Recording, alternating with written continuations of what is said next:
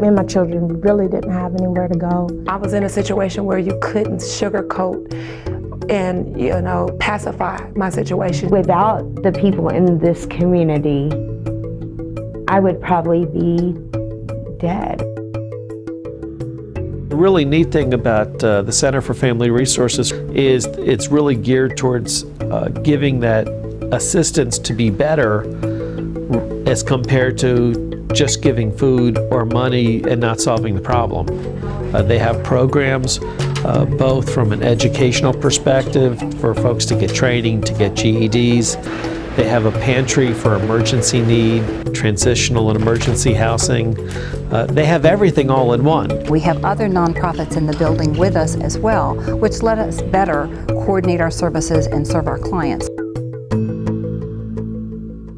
We can help with rent, utilities, we can help with prescription, transportation, and we have a food pantry here on site. If you can at least give them some food, then that is some money that you have freed up so that they can be able to take care of the other needs that they might have in the family. When they come in, they've got our time, and so we try to listen to what they're saying. They may come in to get food, but in that interview we'll pick up on something else. Maybe they can't get a job because of their job skills.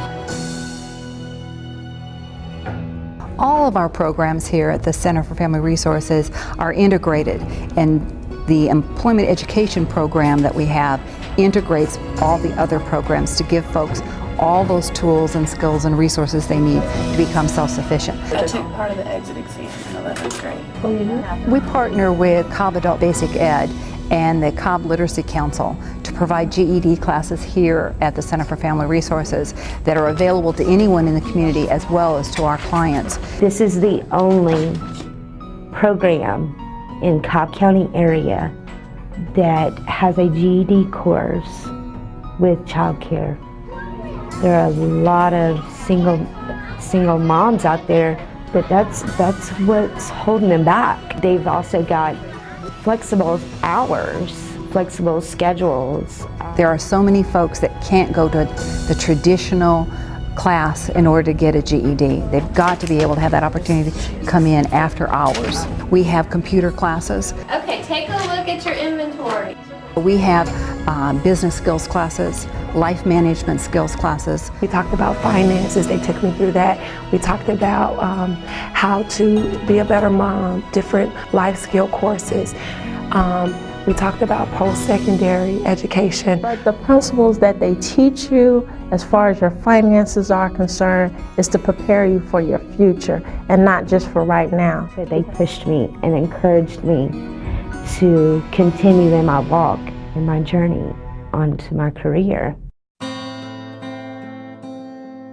My mother was sick and she died in '03, and just out there on my own and not making the right decisions financially, and ended up in some difficult situations and lost my place and needed to find somewhere to live. We have short-term housing, which is up to 90 days. We have transitional housing, which can be up to 2 years, and we have some apartments that are available as permanent affordable housing for the working poor who can't afford market rate apartments. My situation was domestic violence. I became homeless because I chose to leave.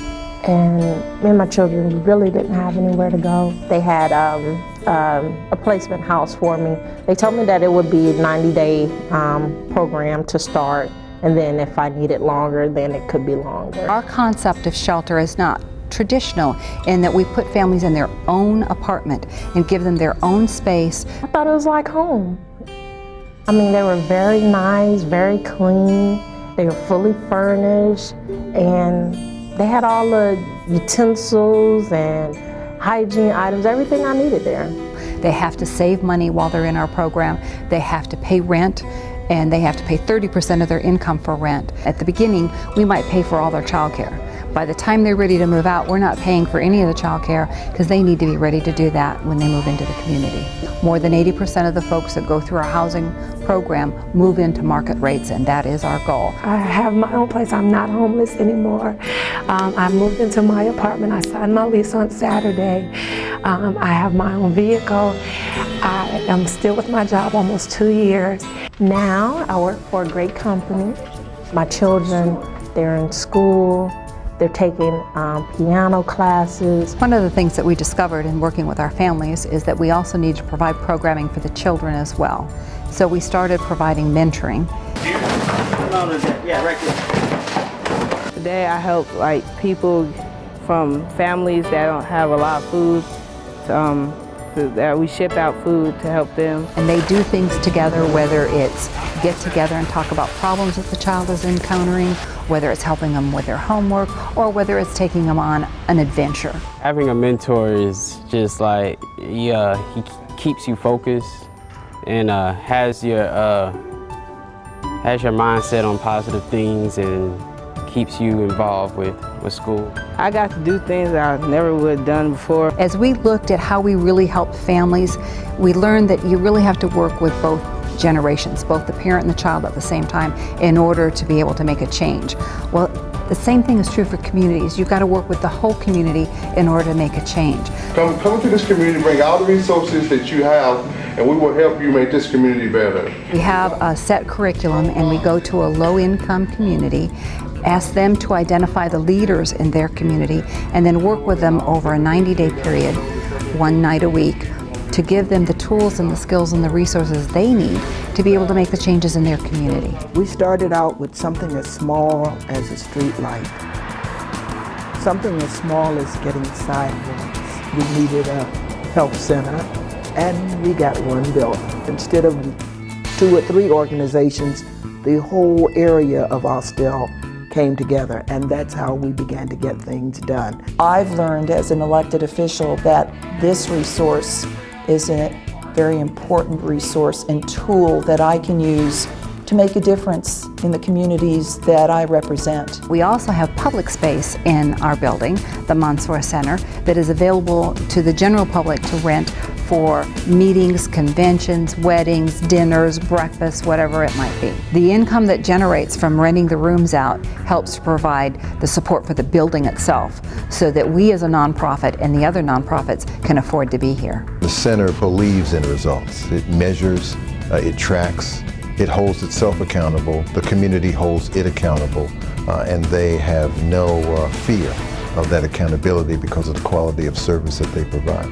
I'm very proud of LaShonda for doing what she's done. Keep your eye on her. She's going to go far, farther than she ever thinks she could. Being homeless made me realize and appreciate the little things in life and to really value what life is about and to better myself. I'm just really happy to have my own and to be self-sufficient. I can't say enough about this program, what it has done, what it is doing, and what it's going to do. But it does need people's support throughout the community. And you can't let that die. There's too many lives out there that are going to be touched by this program.